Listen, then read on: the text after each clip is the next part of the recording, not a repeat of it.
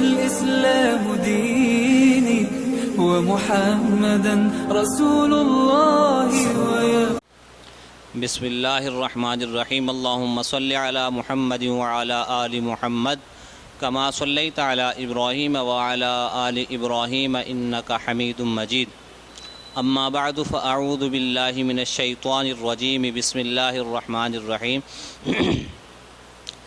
الہاکم التکاثر حتی زرتم المقابر صدق اللہ العظیم۔ محترم اور عزیز ساتھیوں، آیت کا مفہوم ہے، اللہ پاک فرما رہے ہیں کہ تمہیں کثرت نے ہلاک کر دیا، یہاں تک کہ تم قبروں کی زیارت کر لیتے ہو۔ کثرت سے کون سی کثرت مراد ہے؟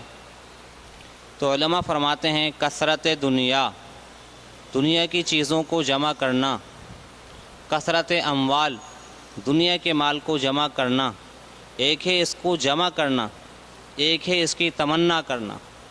جمع کرنے میں جمع ہو گیا فبیہا، اور اگر جمع نہیں ہوا تو بھی فبیہا۔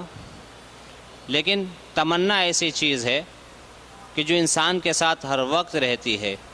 مال جمع ہوگا تو شمار ہوگا، اور اگر جمع نہیں ہوگا تو شمار نہیں ہوگا، لیکن تمنا انسان کے ساتھ ہر وقت لگی ہوئی ہے۔ مال کا بڑھنا، مثال کے طور پر 20,000 کماتا ہوں تو 30,000 اور 40,000 کی تمنا کرنا، 50,000 کماتا ہوں 60,000 70,000 لاکھ روپے کی تمنا کرنا کہ میری آمدنی زیادہ ہو جائے، میری آمدنی بڑھ جائے۔ اسی میں سارا دن مصروف رہتا ہے، یہی سوچتا ہے اور اسی کے لیے تغودو کرتا ہے، محنت کرتا ہے، کوششیں کرتا ہے، اس کے لیے تکلیفیں بھی اٹھاتا ہے۔ تو یہ تو کثرت اموال، مال کی کثرت کی طلب کہ مال بڑھ جائے، مال میں زیادتی ہو جائے، مال میں اضافہ ہو جائے۔ ہو گیا تو ٹھیک ہے، نہیں ہوا تو بھی بہرحال کوشش میں لگا رہتا ہے۔ اور ایک ہے اس کی تمنا کرنا، تھوڑا سا فرق ہے دونوں میں۔ تو یہ تمنا ہے کثرت مال کی، کثرت جاہ کی، کثرت دنیا کی چیزیں۔ مثال کے طور پر میرے پاس ایک گھر ہے تو دوسرے کی تمنا کرتا ہوں، 2 ہیں تو تیسرے کی تمنا کرتا ہوں کہ گھروں کی کثرت ہو جائے۔ زمین ہے تو زمین کی کثرت ہو جائے، چیزیں ہیں تو چیزوں کی کثرت ہو جائے۔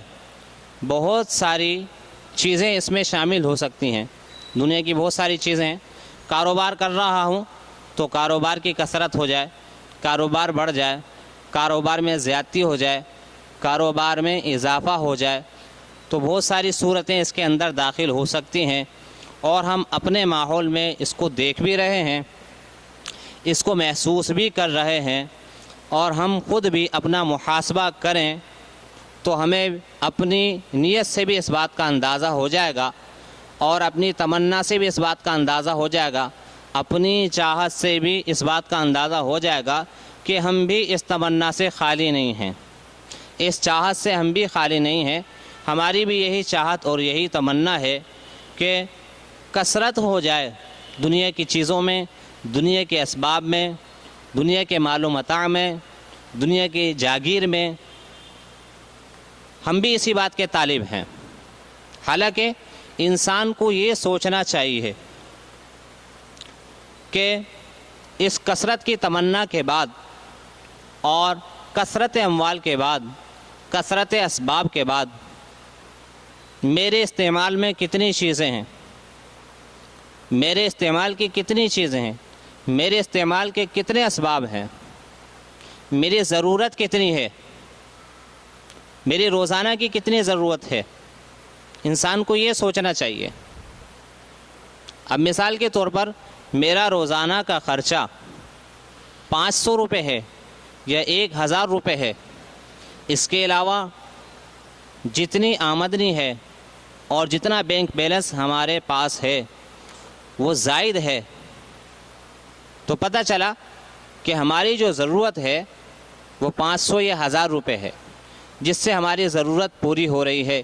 اتنے کی تمنا کرنا، اتنے کے لیے کوشش کرنا، اتنے کے لیے جد و جہد کرنا، یہ اللہ اور اللہ کے رسول کو پسند ہے کہ ضرورت سے زائد نہ ہو، ضرورت کے درجے میں ہو۔ تو بہرحال کوشش انسان کو کرنی ہے، تغدو کرنی ہے، محنت کرنی ہے، لیکن انسان اپنی تمنا کو مد نظر رکھے، اس کا محاسبہ کرے کہ کثرت مال کی تو تمنا نہیں ہے، ضرورت سے زائد کی تو تمنا نہیں ہے، ضرورت سے زائد کے لیے تو ہم اپنے آپ کو نہیں تھکا رہے۔ اس ذات کا محاسبہ ضرور کرے، کرتا رہے انسان، کوشش کرتا رہے، محنت کرتا رہے، کماتا رہے، لیکن ساتھ ساتھ اس بات کو بھی مد نظر رکھے کہ اللہ اور اللہ کے رسول کی چاہت کے مطابق کہ انسان کی ضرورت پوری ہو جائے، یعنی میری ضرورتیں پوری ہو جائیں، اس سے بڑھ کر اور کچھ نہیں ہے، اس سے زیادہ اور کچھ نہیں ہے۔ اور ہمیں کس طرح پتہ چلتا ہے کہ ضرورت کے مطابق اللہ اور اللہ کے رسول کی پسند ہے کہ انسان کے پاس جو انسان کو ضرورت کی چیزیں ہیں وہ میسر ہو جائیں، وہ اسے مل جائیں، ضروریات زندگی انسان کی پوری ہو جائے جو روزمرہ کی ہیں۔ کس طرح پتہ چلے گا؟ حدیث میں آتا ہے، آپ علیہ الصلاۃ والسلام کی دعاؤں میں یہ دعا بھی ہے۔ آپ علیہ الصلاۃ والسلام یہ دعا مانگا کرتے تھے، اللہم اجعل رزق آل محمد قوتا، اے اللہ آل محمد کے رزق کو بقدر کفایت کر دے، بقدر ضرورت کر دے۔ اور ایک روایت میں آتا ہے کہ اللہم اجعل رزق آل محمد کفافا، کفافا قوتا، قوتا قدر ضرورت کر دے، کفافا قدر کفایت کر دے۔ تو آپ علیہ الصلاۃ والسلام کی دعاؤں میں یہ دعا ہے۔ آپ علیہ الصلاۃ والسلام نے زیادتی کی دعا نہیں کی، کثرت کی دعا نہیں کی، اور میرے دوستو سمجھ میں بھی نہیں آتی، کیونکہ انسان کی ضرورت اگر 100 روپے ہے تو وہ 1000 روپے مانگتا ہے، 500 ہے تو 5000 مانگتا ہے، 1000 ہے تو وہ 10,000 مانگتا ہے۔ سمجھ میں نہیں آتا۔ خود بھی انسان، یعنی ہم خود بھی اگر تھوڑا سا سوچیں اپنے ذہن سے، صدق دل سے، ٹھنڈے دماغ سے، کہ ضرورت سے زائد کی طلب کیسی ہے، ضرورت سے زائد کی تمنا کیسی ہے۔